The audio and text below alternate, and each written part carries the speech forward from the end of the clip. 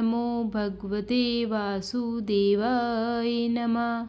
प्रिय भक्तों, आज मैं लेकर आई हूँ वैशाख में सुनी जाने वाली नित्य स्नान की कथा, बांदरी और राजा के स्नान की कथा। तो आइए हम सब मिलकर उसे सुनते हैं। और आप सबको अगर मेरी वीडियो पसंद आए तो प्लीज़ लाइक एंड सब्सक्राइब कीजिएगा और बेल आइकन को दबाइएगा ताकि मैं आपके लिए नित्य नई नई कथाएं ला सकूं। एक राजा था। वह वैशाख माह में प्रतिदिन ब्रह्म मुहूर्त में उठकर गंगा जी में स्नान करता था।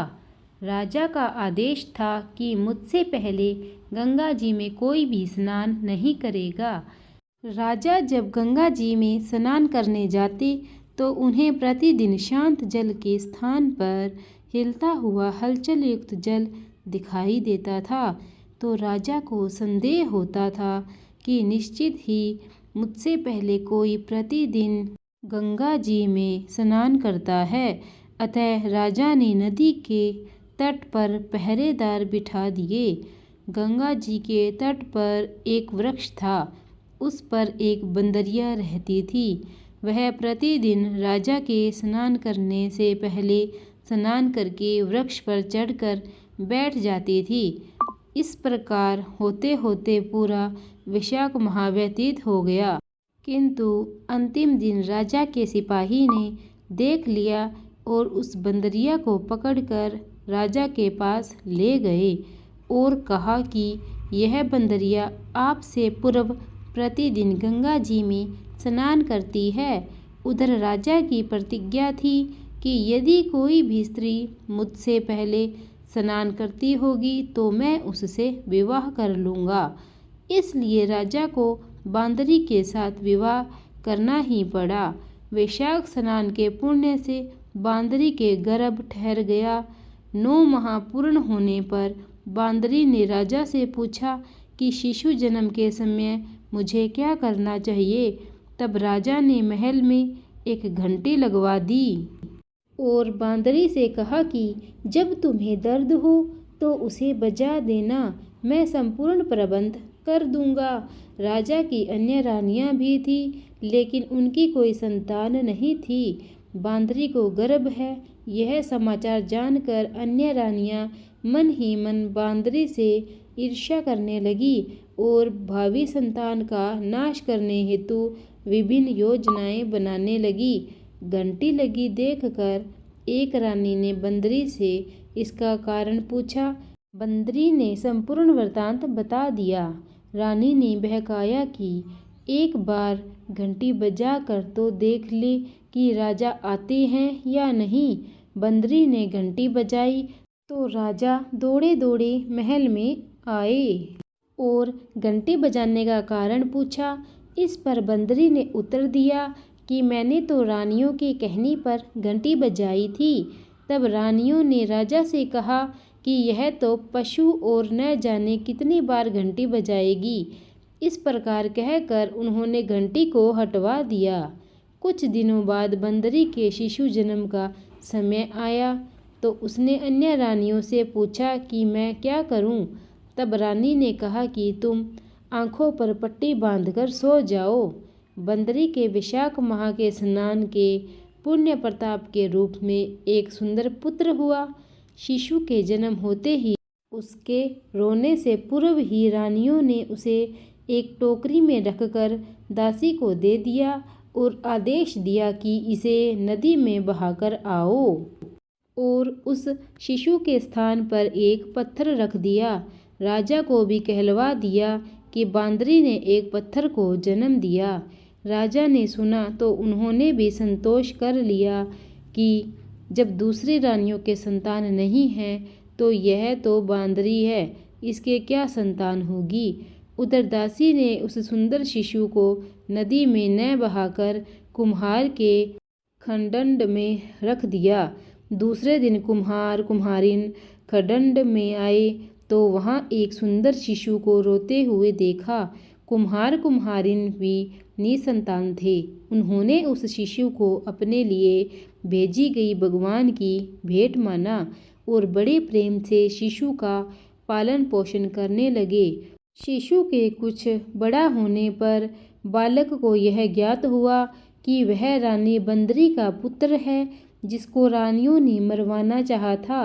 एक दिन वह बालक कुम्हार के बनाए हुए मिट्टी के हाथी घोड़े लेकर पनघट पर जा बैठा और दासियों को देखकर कहने लगा कि आओ रे मेरे मिट्टी के हाथी घोड़े, पानी पियो। जब दासियों ने यह बात सुनी तो वह हंसने लगी और बोली, अरे मूर्ख, कभी मिट्टी के हाथी घोड़े भी पानी पीते हैं क्या? इस पर उस बालक ने कहा कि कभी बंदरी के भी पत्थर जन्म लेता है क्या? उस बालक की यह बात दासियों ने जाकर महल में कही। तब रानियों ने दूसरे दिन विष मिलाकर लड्डू भेजा और फिर ईश्वर की कृपा से लड्डू गोंद और बादाम के हो गए और उन लड्डू को खाने से उस लड़के की मृत्यु नहीं हुई। यह समाचार दासी ने रानी को कहा और रानी ने राजा से कहकर कुम्हार को देश निकाला दिलवा दिया।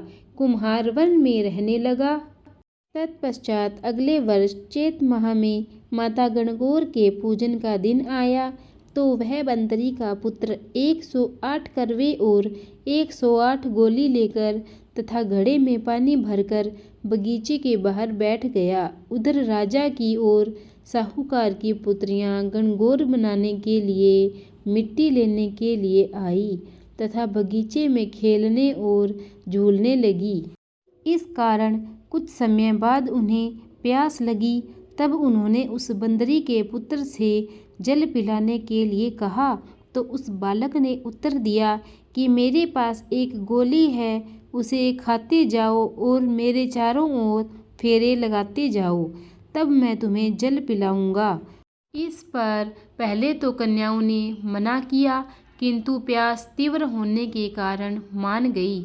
इस प्रकार गोली खाने और उस युवक के साथ फेरे लेने से वह गर्भवती हो गई। बाद में जब उनके माता पिता को यह ज्ञात हुआ तो वह सभी कुम्हार के पास आए और संपूर्ण बात सुनाया तथा कहा कि तेरे पुत्र ने हमारी कन्याओं से विवाह किया है, अब तुम्हें इन्हें अपने पास रखना होगा। तब कुम्हार ने निर्धन होने के कारण असमर्थता व्यक्त की। 2 कन्याओं के माता पिता ने बहुत सारा धन देकर अपनी कन्याओं को कुम्हार के घर विदा किया और कुम्हार के घर पर 108 बहुएं आ गई और कालांतर में उन्हें 108 ही पोते हो गए। फिर कुम्हार ने समस्त नगरी को भोजन हेतु निमंत्रण दिया और राजा को भी बुलाया। राजा के यहाँ से रानी बंदरी के अतिरिक्त सब भोजन हेतु पधारे। तब राजकुमार राजा की आज्ञा लेकर बंदरी को लेने रथ पालकी लेकर गया और लाकर सभा में सबसे ऊंचे स्वर्ग आसन पर बिठाया।